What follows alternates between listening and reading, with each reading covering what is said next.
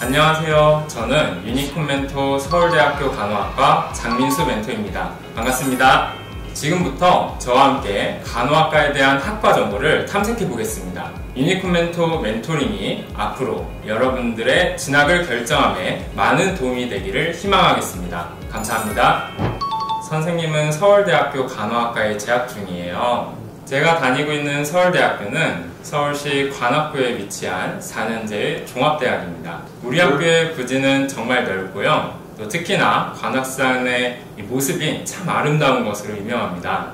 다양한 학과들이 모여있는 만큼 동아리 활동이나 각종 모임 등이 정말 다양하게 있어요. 서울대를 기준으로 말씀드리면 1학년 때는 주로 교양 과목을 듣고 2학년 때부터는 조금씩 이론을 배우다가 3학년, 4학년 때는 서울대학교 병원에서 실습을 하게 됩니다. 이론 수업에서는 신체의 구조와 기능, 그리고 간호통계학 등 기본적인 과목들을 배우게 되고요. 실습은 여성, 아동, 노인, 재활 등 세분화하여 진행됩니다. 그래서 다른 과목에 대해 실습을 나갈 때면 또 다른 전문 병원으로 재활 전문 병원이라든가 그런 데로 실습을 나가기도 하고요. 간호학과는 우리가 병원에서 쉽게 생각할 수 있듯 간호사가 되는 학과이기도 하고 요즘은 간호사 말고도 다른 분야로도 많이 진출하고 있는 편이에요.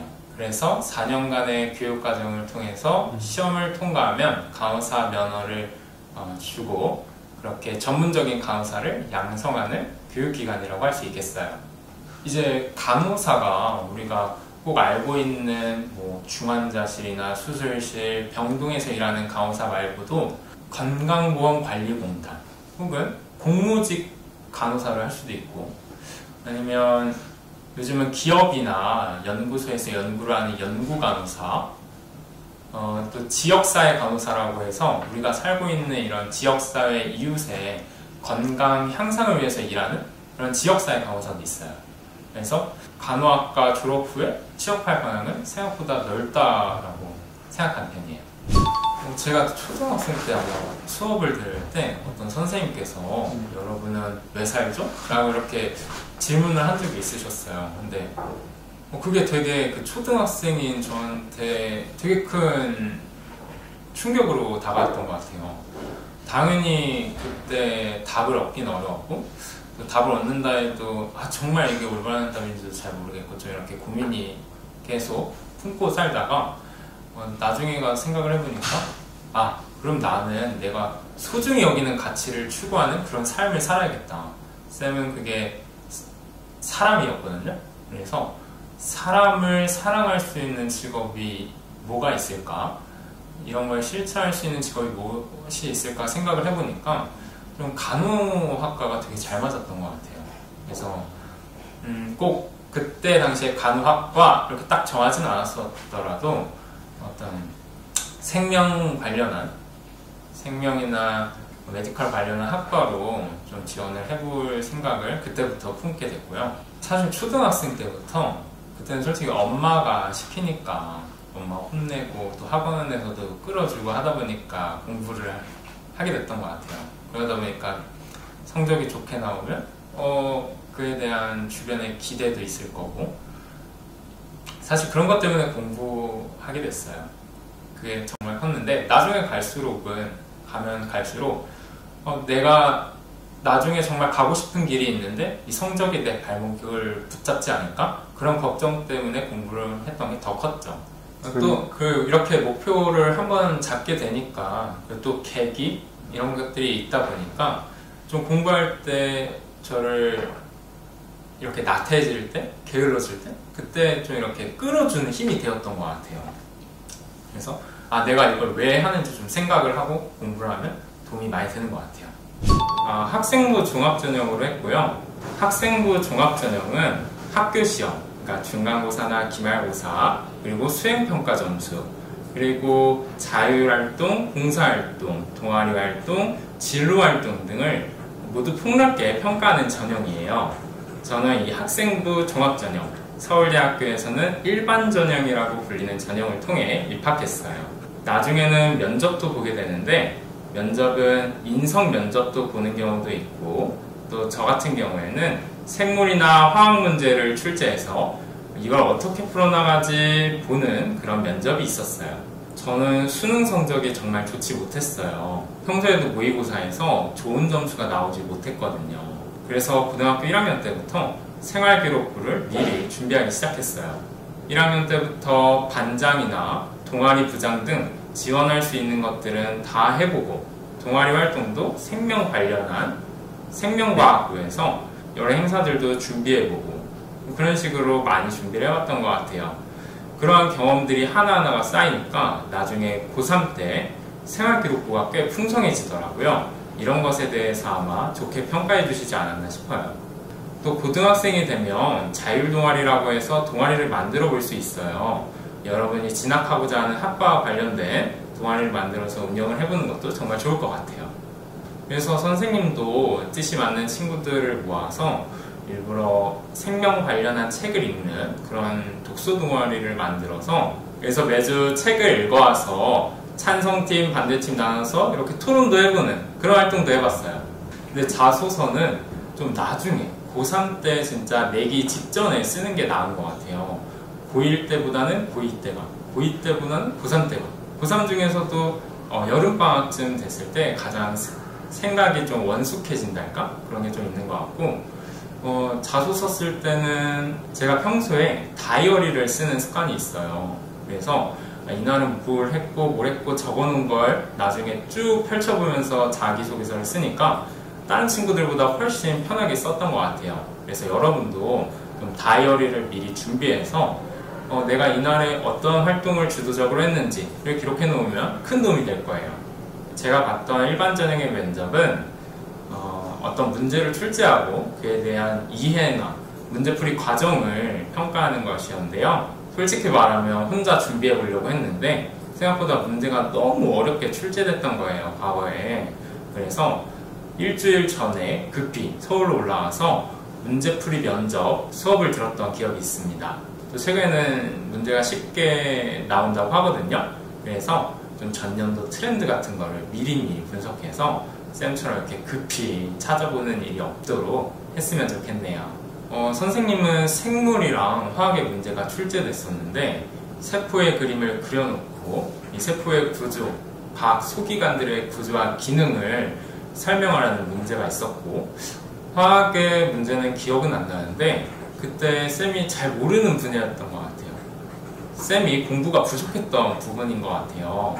그래서 도저히 문제를 못 풀겠는 거예요. 그래서 어쩔 수 없이 쌤이 잘 아는 생물의 문제를 면접 시간에 대다수를 써서 일단 아주 열심히 준비를 해보고, 면접관 앞에서도 생물에 대해서는 정말 세부적으로 내가 여기까지도 이렇게 잘 알아요, 이렇게 열심히 공부했어요를 좀 부각하면서 발표를 했던 것 같아요. 그리고 이제 화학에 대해 답변할 때는 솔직히 얘기했어요. 제가 생각하기에는 이렇게 해서 풀면 될 것 같은데 잘 풀리지가 않았습니다. 그래서 아마 어떠한 것이 문제인 것 같고 이거는 제가 나중에 이렇게 한번 개선을 해보겠습니다 라는 식으로, 내가 지금은 못하지만 나중에는 해볼 수 있겠다, 해보겠다 라는 거를 좀 어필했던 것 같아요. 그래서 교수님이 그런 열정이랄까요? 그런 걸 좀 높게 사주시지 않았나 싶어요. 선생님은 아마 내신 등급이 한 1점대였던 것 같아요. 몇 과목을 제외하고는 웬만해서 1등급이었던 것 같은데요. 사실 수시 커트라인은 지금 생각하기보다는 나중에 고3이 돼서 상담을 하면서 전년도와 비교해보는 과정이 중요해요. 이 정도까지 공부해야지 라는 생각보다는 다 1등급 맞아야지 라는 생각으로 공부를 해야 그나마 거기서 또 실수도 하고 몇 개 더 틀리게 되잖아요. 그래서 그나마 1점대를 유지하게 되는 것 같아요. 저처럼 수능에 자신이 없으면 1학년 때부터 수시를 미리 준비해보는 것도 좋겠어요. 만약 수능을 준비하신다면 약간의 테크닉들이 각 과목마다 있는데 저는 내신 위주로 한번 말씀을 드려보려고 해요. 첫 번째, 수업 시간 때 절대 줄지 마세요. 결국 시험 문제를 출제하시는 건 학원 선생님이 아닌 학교 선생님이거든요. 그러니까 학교 선생님이 말씀하시는 거 빠뜨리는 거 없이 아주 꼼꼼히 적어놨다가 시험 기간에 꼭 복습하세요. 두 번째, 학원보다는 학교를 가까이 하셔야 돼요. 사실 수능을 준비한다면 학원을 다니는 게 훨씬 유리할 수도 있겠지만 우리가 푸는 중간고사, 기말고사 학교 선생님이 되잖아요. 그래서 저는 시험 기간이 되면 학원을 3주가량 결석하고 그랬어요. 차라리 학원을 갈 바에 그 시간에 학교에서 나눠준 프린트물과 교과서의 필기 등을 다시 한번 읽어봤어요. 세 번째, 교과서에 작은 글씨까지도 암기한다예요. 사실 이게 여러분에게 정말 추천할 만한 것인지는 잘 모르겠어요. 정말 좋은 공부법이라 하긴 어렵겠지만 내신에서 좋은 성적을 따는데 이것보다 좋은 방법이 있을까? 글쎄요. 저는 그래서 교과서에 날개 있는 그 작은 글씨들까지도 최대한 다 외우는 쪽으로 공부를 했거든요. 그랬더니 성적이 사실 괜찮게 나오긴 했어요. 그래서 여러분도 정 방법이 없다면 아예 교과서를 달달 외운다는 식으로 공부를 하면 어떨까 싶어요. 네 번째, 이건 생각보다 되게 좋은 방법인데요. 보통 한 과목을 선생님 여러분이 가르칠 때가 있으시잖아요. 1번부터 4번은 어느 선생님이, 5번부터 6번은 또 다른 반 선생님이. 그러니까 다른 선생님 수업을 듣는 친구한테 야, 우리 교과서 필기 교환해서 서로 빠진 거 없는지 한번 봐보자. 이런 식으로 바꿔서 해보는 거예요. 만약에 다른 반을 가르치는 선생님이 시험을 출제한다. 이러면 무조건 다 비껴야죠. 다섯 번째, 단거나 하세요. 굳이 노트를 만들고 이렇게 쓰는 것보다는 교과서 하나에 빽빽하게 채워놓는 것이 나중에 공부할 때 더 번잡하지 않고 세세하게 공부할 수 있는 지름길입니다. 여섯 번째, 암기 과목을 공부할 때 선생님은 토리파 공부법이라는 걸 적용해 봤어요. 유튜브나 네이버에 토리파 공부법 아니면 1, 4, 7, 14 공부법이라 검색하면 나오거든요. 사람의 기억은 망각곡선을 따라서 감소하는 것 같아요. 그러니까 1일차 때 한번 복습해주고 4일차 때 다시 복습해주고 7일차 때 다시 복습해주는 등 이렇게 복습을 반복하다 보면 단기 기억이 장기 기억으로 이어진다는 거죠. 그래서 단기 기억이 장기 기억으로 넘어갈 수 있도록 최소 3번의 복습을 한다는 제 학습 신조랍니다. 일곱 번째, 제가 생각하기에 공부의 결과는 집중력 곱하기 시간 곱하기 메타인지인 것 같아요. 우선 집중력을 높이려면 잠을 잘 자야 돼요. 분명 밤새서 공부하고 낮에 졸고 이런 친구도 있을 수 있을 것 같아요. 쌤은 아직도 제일 후회되는 점이 잠을 줄여가면서 공부한 거예요. 차라리 7시간 푹 자고 낮에는 꽉 집중해서 공부하는 것이 훨씬 효율이 높다고 장담합니다. 물론 자신에게 맞는 수면 시간은 다를 수 있으니까 한번 컨디션을 체크해보면서 공부해보세요. 만약 그래도 졸리다면 이렇게 졸릴 때 졸면서 공부할 바에 약 15분에서 20분가량 낮잠을 자는 걸 추천할게요. 쌤이 본 자료에 의하면 가장 효율적인 낮잠 시간은 25분이라고 합니다. 다음으로 시간.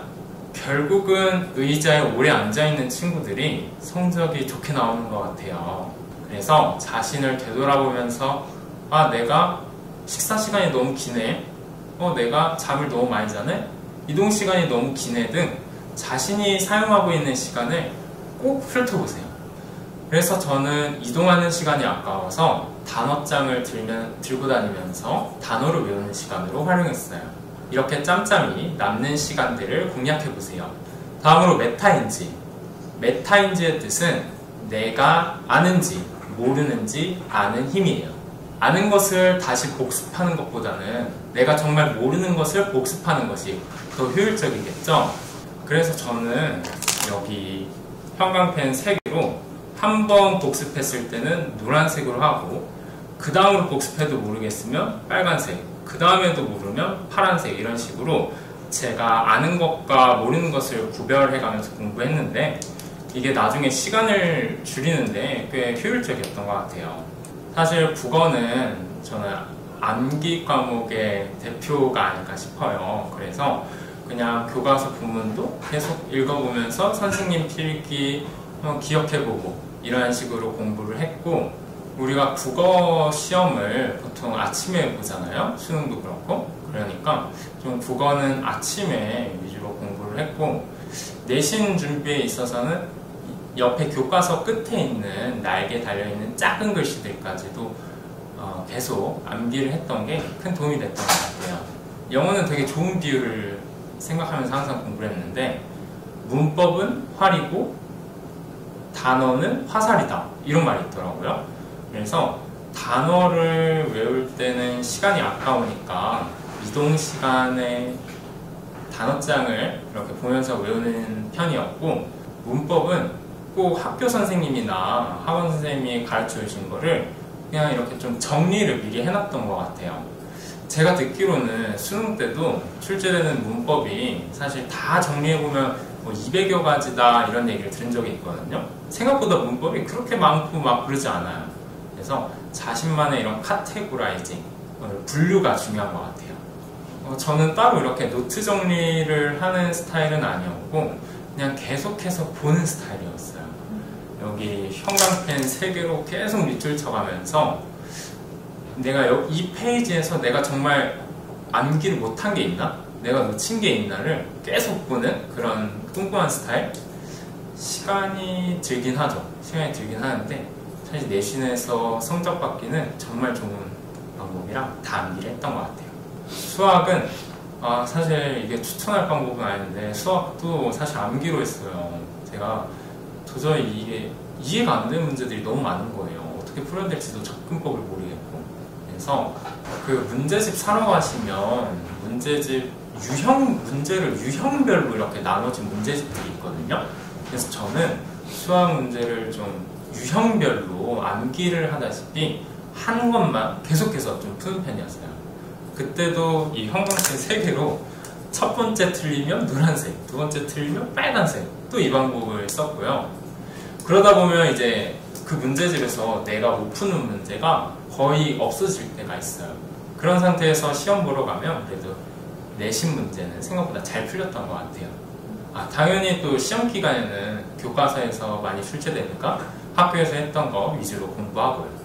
사실 지금부터 자신이 진학할 학과에 공부를 하는 거는 정말 비추천하는 것 같아요. 학교 공부할 시간에 학교 공부 안 하고 미리 대학교 교재 막 이렇게 읽어보고, 사실 그러다가 내 공부 놓치면은 정말 나중에 못 갈 수도 있잖아요. 그러니까 지금은 거기에 대한 관심도 정말 크겠지만, 그런 건 동아리 활동이나 진로 활동에서만 좀 해보고, 가급적 그 외적인 시간은 자신의 공부에만 집중하는 게 중요하지 않을까 싶고요. 차라리 공부 말고 아까 말씀드렸던 생활기록부 채우는 데 필요한 자동공진, 자율활동, 동아리, 봉사활동, 진로활동, 이때 학과 관련해서 준비를 하는 게 중요할 것 같아요. 나중에 면접을 보러 가서 그쪽 관련된 과목을 문제가 출제될 수 있잖아요, 쌤처럼. 그러니까 그런 과목은 조금 더 세부적으로 심도 있게 공부하는 것도 나중에 면접 때는 편할 수도 있겠네요.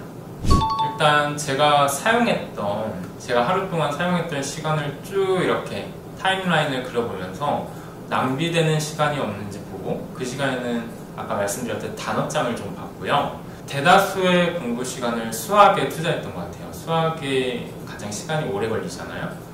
그리고 제가 국어를 좋아해요. 그래서 수학 공부하다가 좀 지칠 때, 그럴 때는 국어를 좀 하고, 집중력이 딸리는 시간, 쉬는 시간에 애들 시끄럽게 하거나 그럴 때는 수학같이 집중이 잘 되는 문제를 풀고, 하루의 타임라인을 쭉 그려보면서 낭비되는 시간이 없는지 좀 봤고, 이 시간을 내가 줄일 수가 없다면 그 시간에는 단어장 같은 걸 손에 들고 다니면서 좀 다른 공부를 할 수 있도록 활용을 해봤고요.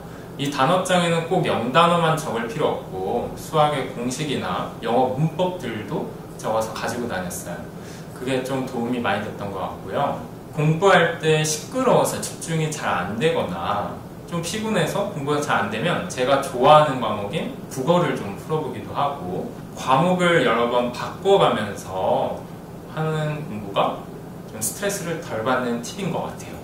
방학 때 예습하는 거는 좀 탐구 과목 같은 거를 위주로 했던 것 같고요.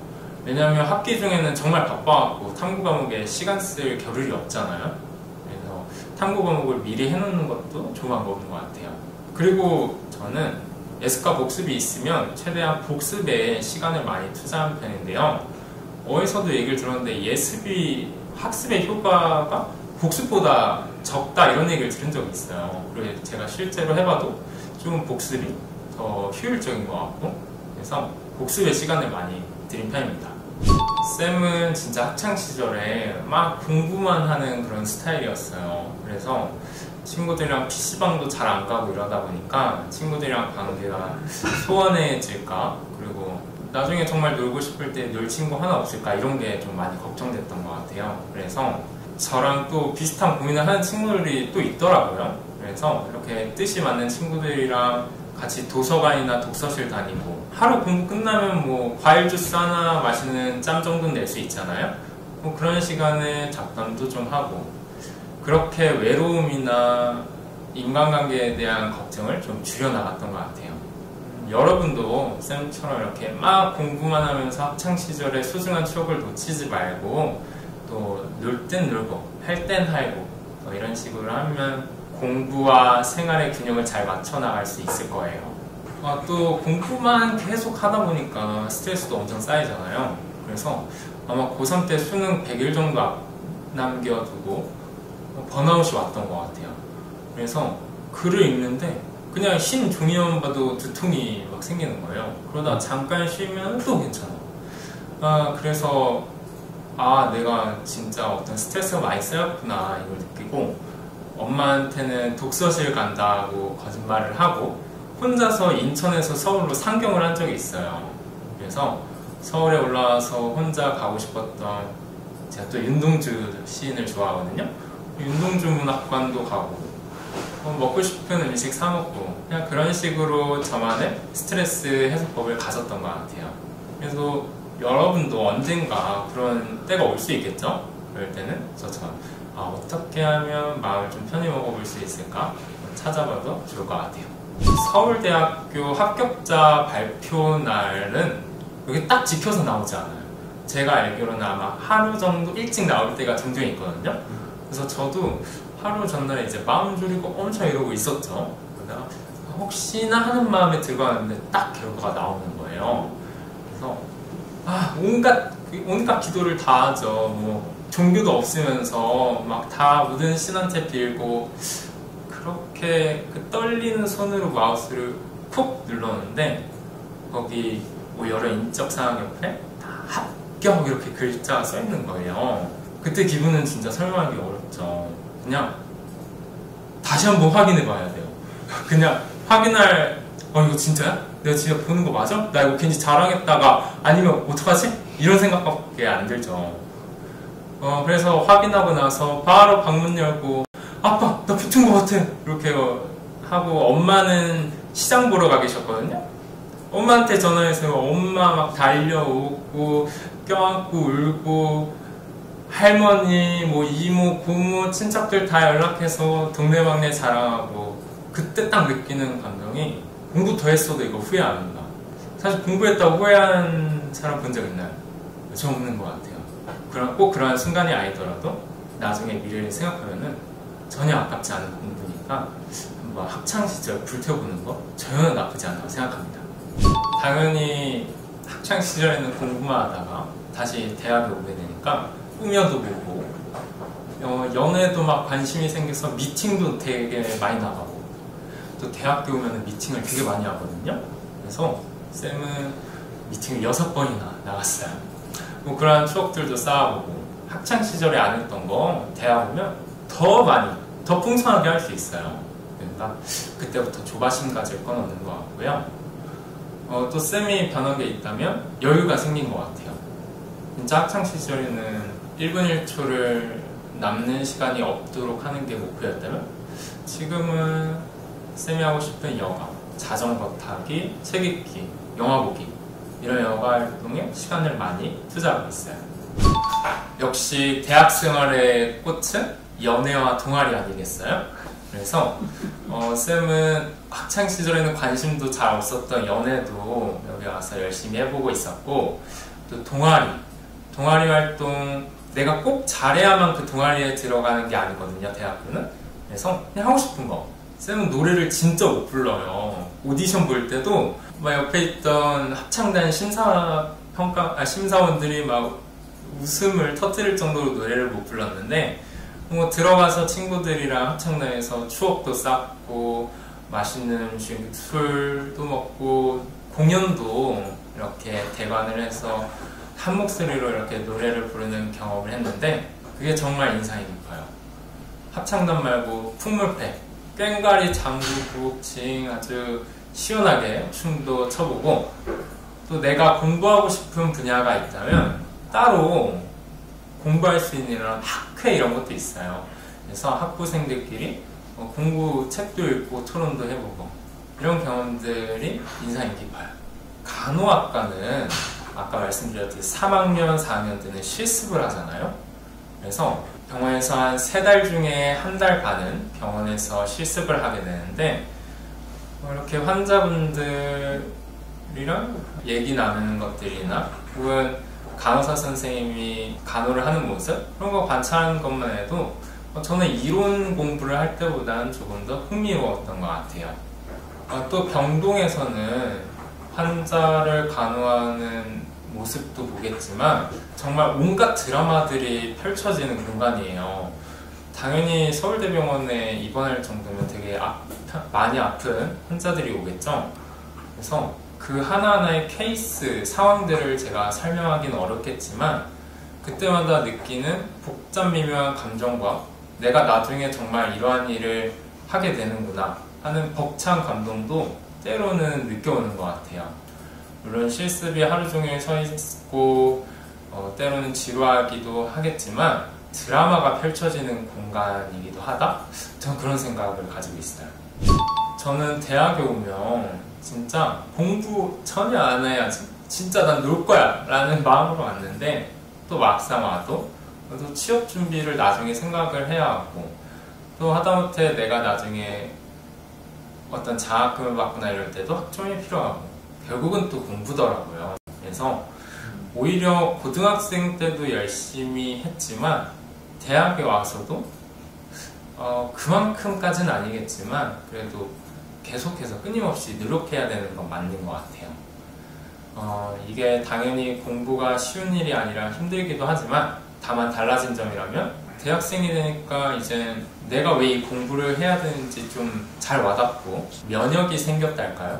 조금 고등학생 때보다는 편한 마음으로 공부하게 될 수는 있는 것 같아요. 극복하는 방법은 아까도 말했던 내가 이 공부를 왜 해야 하는지, 내가 무엇을 목표하기 때문에 하는지를 조금 되새겨보니까 좀 용기가 났던 것 같기도 하고, 또 아까도 말했던 대학에서의 묘미들 있잖아요. 뭐 동아리, 연애, 친구들과의 모임들, 이런 것들로 활력 얻으면서 하게 되는 것 같아요. 아까 말했던 수학, 그 수학은 정말 아직도 아쉬워요. 물론 그게 지금 제가 살아가는데 정말 많이 사용되고 있는 분야는 아니지만 내가 그때로 돌아가서 이해와 사고력에 중점을 두고 걸리는 게 있으면 그걸 외울 생각을 하지 말고 좀 선생님한테 여쭤도 보고 하면서 공부를 했더라면 조금 더 좋은 결과를 얻을 수 있지 않을까? 더 보람있지 않았을까? 라는 생각이 아쉬움이 남고요. 추억, 놀 땐 놀고 공부할 땐 공부했어야 됐는데 놀 때도 약간 공부를 했던 것 같아요. 고등학생 친구가 진짜 오래 가거든요. 사실 마음이 편하기도 하고, 그래서 고등학교 때 친구들 끈끈한 연을 많이 만들었으면 여러분은 그랬으면 좋겠네요. 아까 간호학과는 진출 분야가 많다고 한 거 기억나시나요? 그래서 저도 간호학과를 졸업하고 나서는 국제보건이라는 분야로 대학원을 가보려고 해요. 국제보건은 제3세계 아프리카 등지에서 건강 수준을 향상시키기 위한 일을 하는 건데요. 나중에는 아프리카의 NGO나 UN 산하기구 등에서 일을 해보는 것이 제 꿈입니다. 간호학과 수업 중에 지역사회 간호학이라는 수업이 있거든요. 이거는 우리가 그동안 생각해오는 병원 간호사랑은 조금 다르게 지역사회라는 우리의 이웃, 사회에서의 건강 수준을 향상시키는 데 목적을 두는 학문이에요. 그래서 이 수업이 참 힘들고 어려운 것으로 악명이 높은데 하다 보니까 오히려 저는 물론 힘들기도 하지만 되게 재밌는 거예요. 그래서 한번 이 길도 좀 알아볼까 하니까 제가 오히려 간호학과에 들어오게 된 동기, 이 사람을 위하는 일 중에서도 이웃 전체를 위한 일이 될 수 있겠다. 그 시너지 효과가 더 클 수도 있겠다라는 생각이 들어서 더 관심을 갖게 됐고, 그 중에서도 국제보건, 그러니까 제3세계의 아프리카에서 NGO나 UN 산하기구 단체에서 이들의 건강 수준을 함께 향상시켜 볼 수 있는 그런 직업을 갖고 싶습니다. 국제보건이다 보니까 외국어가 중요하다고 하더라고요. 그래서 영어는 기본으로 준비를 하고 있고, 또 아프리카 등지에서는 혹은 UN 산하기구 등에서는 프랑스어를 되게 많이 사용한대요. 그래서 프랑스어를 짬짬이 외우고 있어요. 또 알아보니까 대학교에 동아리가 많다고 했잖아요. 국제보건 동아리도 있는 거예요. 그래서 얼마 전에는 국제보건 동아리에 들어가서 또 독서도 하고 그런 경험을 할 예정입니다. 아까 그 대학에 붙었을 때 든 감정 중에 하나가 아무리 공부해도 후회하지 않았을 것 같다. 이거는 정말 그럴 가치가 있다라고 했잖아요. 서울대학교에 들어오시면 옆에 정말 열정이 넘치는 친구들도 있고 많은 지원들, 좋은 시설들이 있어요. 그래서 공부해도 아깝지 않다. 나중에 되면 후회하지 않을 공부들이다. 오히려 안 해서 후회하면 후회했지 해서 후회하는 일은 없으니까 학창시절만 한번 딱 불태워보세요. 물론 많이 힘들겠지만 전혀 아깝지 않다고 말씀드릴 수 있을 것 같아요. 유니콘 멘티 여러분, 화이팅 하시길 바랍니다. 화이팅!